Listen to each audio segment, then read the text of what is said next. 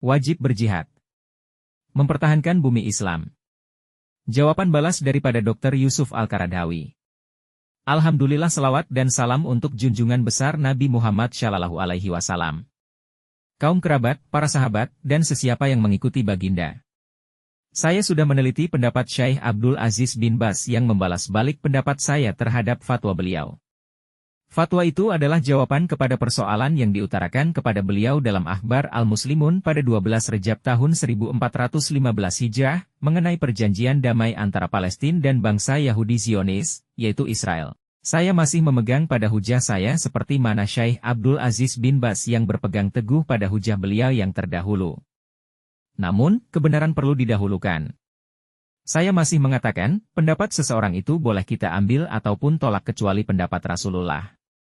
Dalam penjelasan saya yang lalu, saya ada menjelaskan perihal pentingnya ahli ilmu memahami makna sebenar istidlal yang diutarakan oleh mereka dan menyelaraskan fatwa yang dikeluarkan dengan fihwaki sesuatu keadaan. Sekiranya kedua-dua ciri ini dipisahkan, sudah pasti kecacatan dalam fatwa yang dikeluarkan oleh mereka akan berlaku. Istidlal yang digunakan dalam fatwa Syekh Abdul Aziz bin Baz adalah betul, tetapi beliau tidak memadankan fatwa itu dengan fihwaki yang berlaku di bumi Palestina. Kadangkala, apabila kita mengetahui keadaan setempat, kita dengan sendirinya akan memahami hukum yang berkaitan dengan isu semasa tempat itu. Kadangkala pula, ia memerlukan pakar bagi menjelaskan keadaan sesebuah tempat supaya kita dapat memahaminya. Tidak kira melalui pembacaan ataupun mendengar. Begitu juga dalam bidang perubatan, ilmu falak, dan ekonomi. Allah Subhanahu wa Ta'ala menerangkan dalam surah Al-Furqan, ayat 59, maka bertanyalah akan hal itu kepada yang mengetahui tentangnya. Dalam surah Fatir, ayat 14 juga Allah Subhanahu wa Ta'ala memberitahu, dan tiada yang memberitahu kepada kamu seperti yang diberikan oleh yang maha mengetahui. Saya berlapang dada menerima hujah Syekh Abdul Aziz bin Baz yang masih bertegas dengan pendapat beliau. Tetapi, beliau hanya memandang pada sudut istidlal dan meninggalkan sudut fihwaki. Saya menyebut dalam risalah sebelum ini, Syekh beristidlal dengan ayat 61 daripada surah Al-Anfal, yaitu, dan jikalau mereka cenderung kepada perdamaian, maka kamu hendaklah cenderung kepadanya serta bertawakallah kepada Allah. Ayat itu mengandungi hukum yang jelas dan hukum yang diistinbat daripada ayat itu secara umumnya dapat diterima.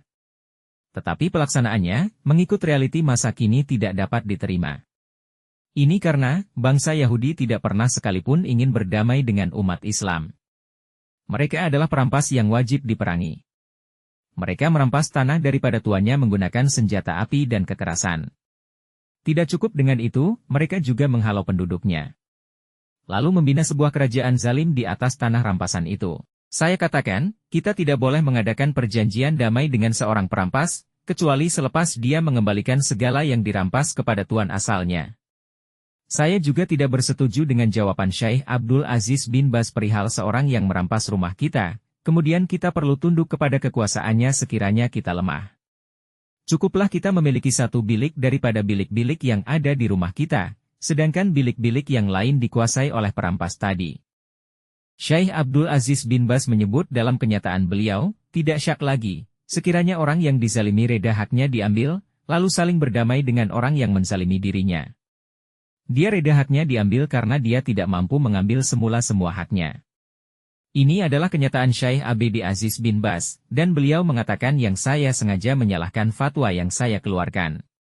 Presiden Mesir, yaitu Anwar Sadat ketika menandatangani perjanjian dengan Israel menggunakan ayat 61 daripada surah Al-Anfal tadi sebagai dalil. Semua bangsa Arab memulaukan dan mengkritik beliau. Mereka berkata, tidak boleh berdamai dengan bangsa Yahudi. Saya berasakan, perjanjian damai yang disepakati antara Presiden Palestina, Fatah, dan Israel lebih teruk daripada perjanjian ditandatangani oleh Anwar Sadat. Sejarah kaum-kaum terdahulu dan sirah dalam Al-Quran sudah membuktikan, sikap dan perangai Yahudi tidak dapat dipercayai. Mereka adalah sebuah bangsa yang tidak layak untuk diajak berdamai untuk selama-lamanya. Bagaimana kita mampu melihat bangsa Yahudi menyembelih penduduk Palestina di dalam Masjid Nabi Ibrahim As? Bagaimana kita merelakan pembunuhan orang yang rukuk dan sujud dalam Baitullah pada bulan Ramadan?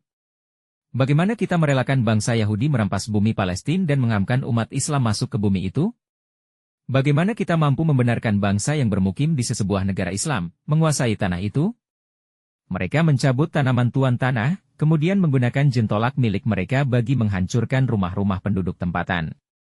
Penduduk tempatan pula bertempik dan meraung-raung meminta pertolongan tetapi, tiada siapa yang ingin membantu. Bagaimana kita mampu mengadakan perjanjian damai dengan orang yang menggali lubang sekitar Masjid Al-Aqsa dari bawah, bagi meruntuhkan Masjid Al-Aqsa dan membina Haikal Sulaiman, yaitu tempat pemerintahan Dajjal pada akhir zaman di atas tapak runtuhan Masjid Al-Aqsa itu?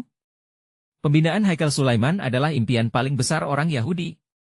Bagaimana kita mampu melakukan pendamaian dengan mereka yang mengancam keamanan negara? Mereka menyimpan gedung senjata dan menggunakan senjata kimia bakteria bagi menyerang kita, dalam negara kita sendiri. Hakikatnya, semua bukti jelas menunjukkan, bangsa Yahudi memiliki tabiat permusuhan dan merancang bagi menentang umat Islam yang menjadi musuh mereka. Mereka berterusan dalam usaha mencapai cita-cita terbesar mereka dengan membina negara Israel daripada Sungai Furat hingga ke Sungai Nil.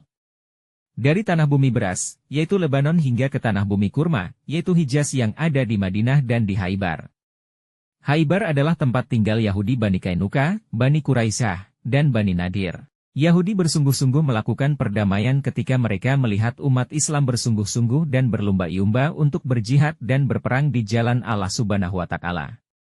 Jihad umat Islam mempertahankan bumi tercinta menimbulkan rasa gundah dan gentar dalam hati bangsa Yahudi. Oleh itu, mereka merancang perdamaian itu supaya rakyat Palestina ditindas oleh bangsa sendiri. Sebenarnya, mereka mengharapkan sesuatu yang pasti tidak akan berlaku. Syekh Abdul Aziz bin Baz menerangkan kebaikan perjanjian Hudaybiyah, yaitu perjanjian antara Rasulullah SAW bersama musyrikin Makkah. Seterusnya, gencatan senjata selama 10 tahun selepas mereka menzalimi kaum muslimin dengan merampas harta dan tempat tinggal. Beliau menyamakan keadaan itu dengan keadaan yang bangsa Yahudi lakukan kepada rakyat Palestina di Baitul Maqdis sekarang. Cara itu adalah istidlal yang ditolak, dan kedua-dua keadaan ini berbeza sama sekali. Keadaan musyrikin Makkah dengan keadaan bangsa Yahudi berbeda. Musyrikin Makkah tidak masuk ke bumi Makkah, bahkan Makkah itu adalah negara mereka. Rumah itu rumah mereka. Orang-orang Islam berhijrah karena Allah Subhanahu wa Ta'ala. Dan Rasulnya ke Madinah karena pilihan mereka dan membantu agama mereka.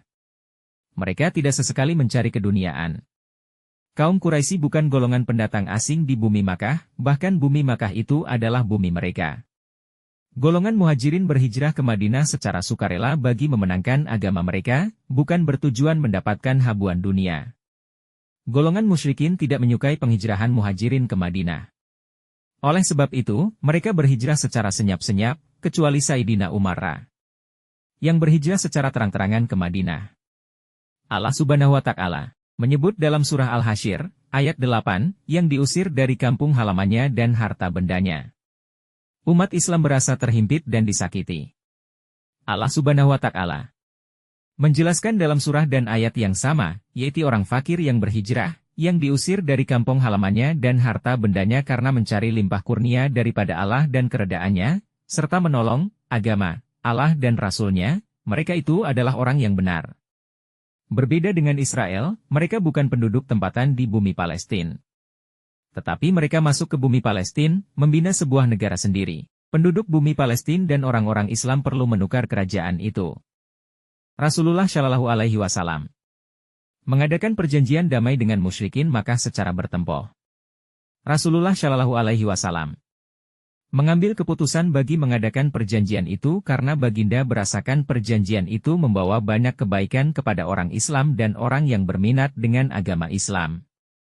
Keadaan yang berlaku antara baginda dan musyrikin Makkah berbeda, bahkan perbezaannya jauh sama sekali jikalau dibandingkan dengan keadaan bangsa Yahudi yang mengadakan perjanjian damai dengan penduduk Palestina. Satu pengiktirafan terhadap hak yang dirampas oleh kaum Yahudi. Bangsa Yahudi memiliki kuasa memerintah bumi Palestina dan kuasa mereka itu pula adalah sah. Kita tidak berhak lagi bagi menuntut kembali hak-hak itu, jauh sekali berjihad bagi mengembalikannya semula ke tangan kita. Ini tidak akan berlaku. Semua itu adalah mustahil apatah lagi selepas kita menandatangani perjanjian-perjanjian itu yang disaksikan oleh negara-negara besar dan bangsa-bangsa bersatu.